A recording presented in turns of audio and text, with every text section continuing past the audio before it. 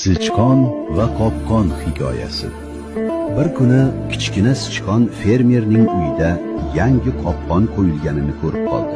U qattiq qo'rqib ketdi va darhol tovuqning oldiga yugurib bordi. Uyga qopqon qo'yishibdi. Hammamizga xavf tug'ildi. Tovuq esa beparvo javob berdi. Bu sening muammoing, sichqon.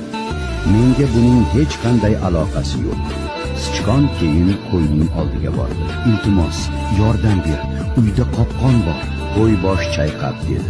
Senga achinaman, lekin bu mening tashvishim emas. Shunda sichqon sigirning oldiga yugurdi. Sigir, uyga qopqon qo'yishibdi. Sigir kulimsirab javob berdi. Bu men uchun hech qanday xavf emas.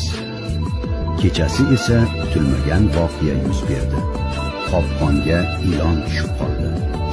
Fermerning ayoli uni tekshirmoqchi bo'lganida